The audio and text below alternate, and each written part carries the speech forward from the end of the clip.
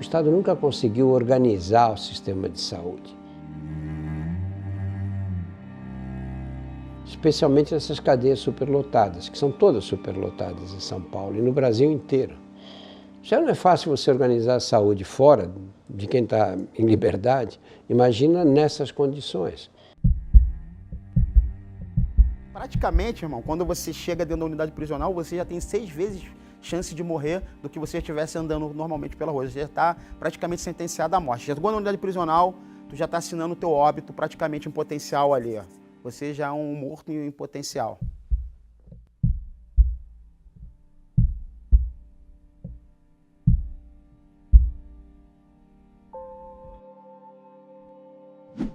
As mortes por guerra de facções ou rebeliões são as que mais chamam a atenção da sociedade por sua violência. Há, porém, uma causa mais comum para as mortes em presídios.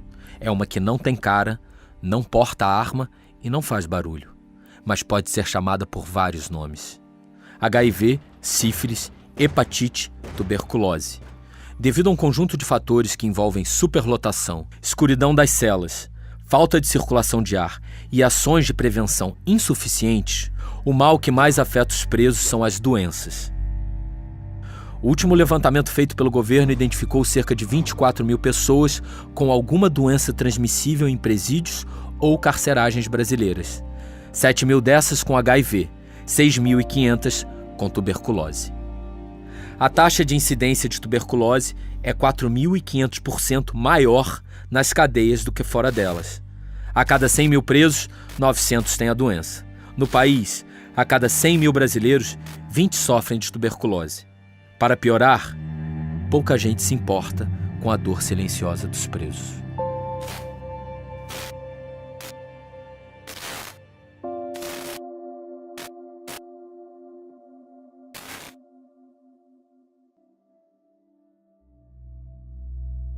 São doenças infectocontagiosas para todo lado, né, micoses, das quais o próprio preso terá que dar conta, porque não tem um sistema de saúde que o atenda. Se já não temos aqui fora, para a sociedade, para a população, você imagina para quem está privado de liberdade. Quando a gente olha a incidência dessas doenças ou desses agravos que os presos dizem, né, possuir ou ter ou sentir, quando a gente compara com a população em geral, com a população liberta, esses números nos presos é surpreendente. Eles morrem muito mais de doenças do que de violência. O percentual de óbitos por violência é em torno de 10%, enquanto o de morte por doença é mais de 80%. E a grande maioria dessas doenças curáveis. Então, a gente pode imaginar que as mortes poderiam ser evitadas.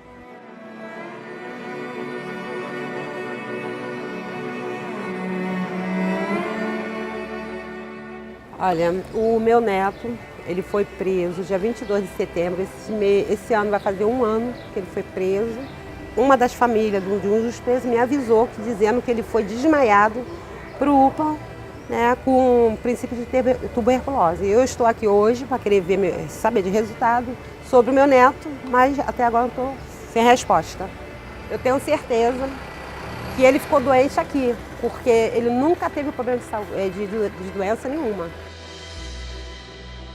A questão da tuberculose, a gente sabe que a tuberculose é de longe a doença mais frequente, mais potencialmente grave no sistema prisional. A gente tem uma tendência a pensar que as pessoas adoecem de tuberculose na rua e elas que trazem a doença para a prisão, mas a gente fez um estudo aqui há alguns anos que mostrou que isso não é verdade. É a prisão que amplifica a transmissão e favorece o adoecimento dentro da cadeia. E acaba sendo, para alguns, uma pena de morte, quando eles morrem dessa doença porque estão presos. Porque o país ele é subdividido em 8 zonas bioclimáticas, cada uma dessas zonas bioclimáticas tem particularidades, né, parâmetros distintos. Então, por exemplo, um estabelecimento, uma arquitetura que eu estou projetando para o Rio Grande do Sul não pode ser a mesma que eu projeto para Alagoas. Nós temos um índice muito alto de hanseníase e tuberculose dentro do sistema prisional.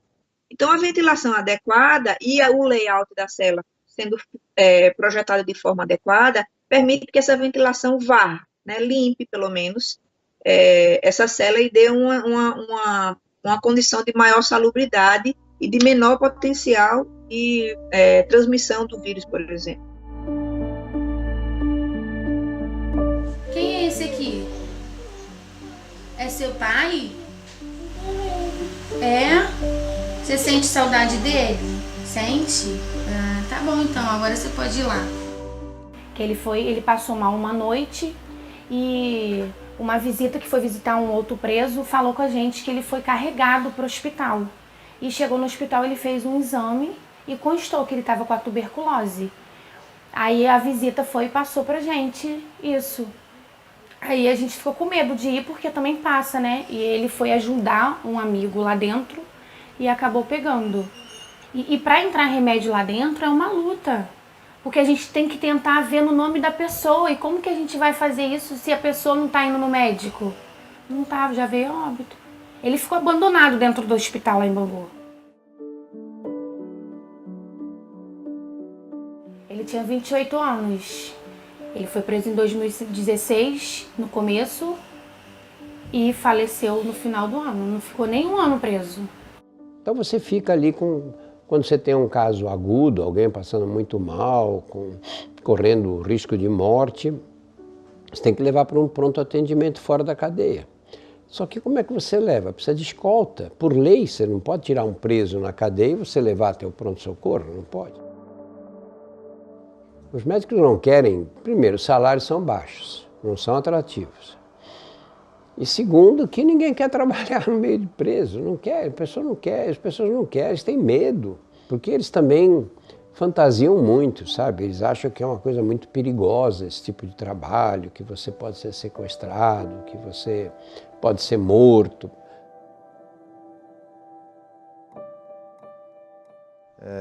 A minha saúde debilitou um pouco, né? Eu lembro que eu cheguei a ficar tossindo muito. Você fica numa friagem o tempo todo, na pedra, forrada com jornal, disputando espaço úmido com espaço seco, com ratos às vezes, né? Porque o resto de quentinha era jogado num canto. Ficava aquela coisa, sabe, muito inóspida mesmo, sabe? Mas eu vi muita gente muito mal mesmo, muitas doenças. Eu vi no Frei Caneca as pessoas descerem. No Frei Caneca, então, eu vi experiências das pessoas descerem com tuberculose ou com qualquer outro tipo de doença e voltar perturbado, né? Porque tinha um hospital do maluco ali embaixo, as pessoas, não sei o que eles faziam, que as pessoas voltavam pior, né? Eu tive problemas, não chegou a ser uma tuberculose, mas eu tive uns problemas com uma gripe muito forte, uma viral. Tive um problema também de pele de furúnculo, né? Tive furúnculos pelo braço. Uma situação que me marcou muito, e eu sempre cito, é o fato de nós termos acompanhado o processo de morte de uma pessoa. No banheiro de uso coletivo que nós tínhamos, ela começa a se queixar de uma leve dor do peito que corria para o braço esquerdo. Logo a gente começa, nós e os outros companheiros de prisão, começamos a chamar os guardas e os agentes não vieram. E ela foi desenvolvendo um processo mais grave do infarto e acabou vindo a óbito e os agentes não apareceram para socorrê-lo. Eles pleiteiam esse atendimento, mas esse atendimento muitas vezes é filtrado pelos agentes penitenciários que avaliam a legitimidade ou não daquela demanda, e aí também os presos se contaminando, a gente tem também os agentes penitenciários no mesmo cenário, também adoecendo e saindo da unidade, indo para fora e também levando. E acaba que eles têm que passar por cima de uma porção de coisas, e eu sei que acontece uma porção de conflitos na mente desses guardas, né? Causa muito, e o Estado abandona eles também. Eu, graças a Deus, não fui acometido de doença nenhuma, mas nós não recebemos atenção devida, né? Você tem uma perda de material humano muito grande.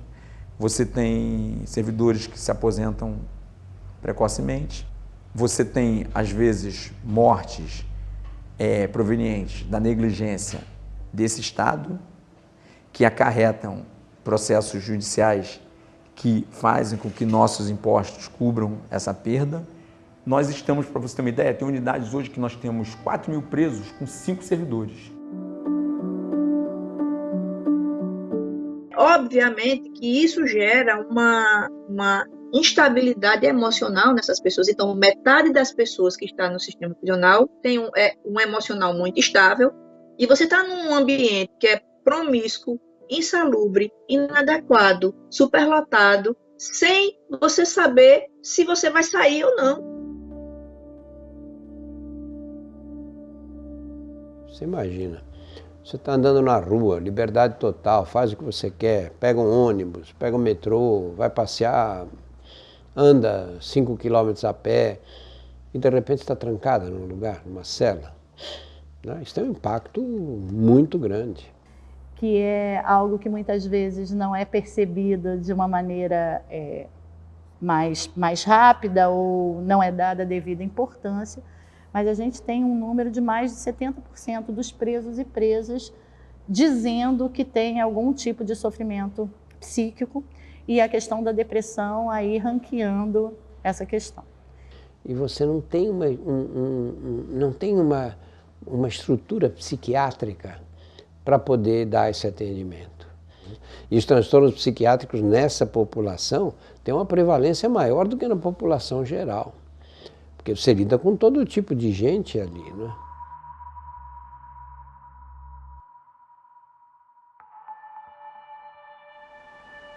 Alguns meses, no frio, naquela pedra gelada, alimentando mal, com problema de saúde. Aí é isso que eu falo, como é que eu me distanciava disso?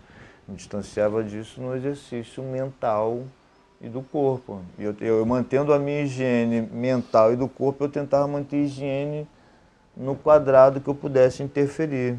Uma dessas unidades prisionais em Neves, a gente observava várias tentativas de suicídio, inclusive intervir em muitas delas, né, tirando o cara da corda, né, tentando imobilizar um cara para que ele não viesse cortar os próprios pulsos. E detalhe, existe um processo também terrível, que é a notificação desse corpo para a família, que muitas das vezes nem chega.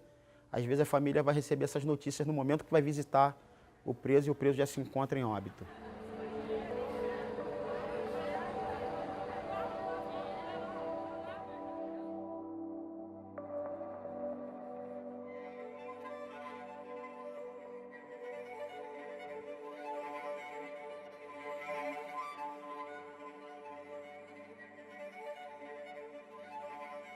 A sociedade é muito obtusa nesse tipo de raciocínio. Então a gente quer que tire de lá e ponha na cadeia. O que vai ser feito com ele lá, ninguém está interessado. Não veem como um direito a questão da saúde, e sim como um privilégio, uma vez que a população como um todo aqui fora também está penando para ter garantido a sua saúde, né, a saúde pública. Então tem algumas distorções que acabam legitimando, né, esse cenário adoecedor mesmo, né? Doente e adoecedor do sistema prisional hoje.